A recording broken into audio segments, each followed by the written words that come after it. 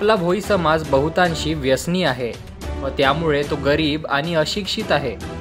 समाजाने व्यसन त्यागून शिक्षणाला जवळ केले पाहिजे, त्यातूनच समाजाची प्रगती होईल, असे विचार सहाय्यक आरोग्य अधिसेविका आशा बावने सोनूने यांनी आपल्या सत्काराला उत्तर देताना म्हटले.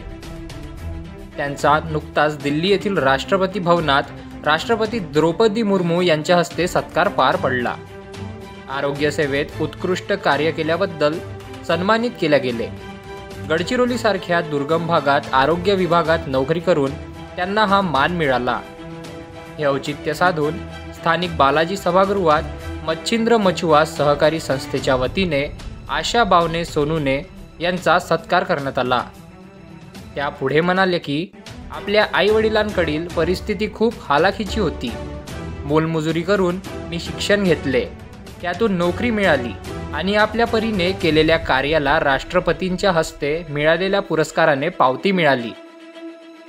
त्या भोई समाजाचे असल्याने त्यांचा हा गौरवपूर्ण कामगिरीबद्दल शाल, श्रीफळ व भोई समाज रत्न पुरस्कार देऊन मच्छीमार संस्थेचे अध्यक्ष दिलीप मांढरे यांच्या हस्ते सन्मानित करण्यात आले. यावेळी सभाध्यक्ष शंकर नागपुरे, संस्था अध्यक्ष दिलीप मांढरे, संस्थेचे सचिव संभाजी मांढरे, उपाध्यक्ष शंकर कामतवार, समस्त संचालक सुरेश मांढरे, नंदू पडाल, श्रीराम नागपुरे, मंदा मांढरे, संगीता नागपुरे, सुलोचना मांढरे, राजेंद्र बगडे, संतोष नागपुरे, भारत नागपुरे, राखी नागपुरे आदी उपस्थित होते. त्यांनी यावेळी आपले विचार व्यक्त केले.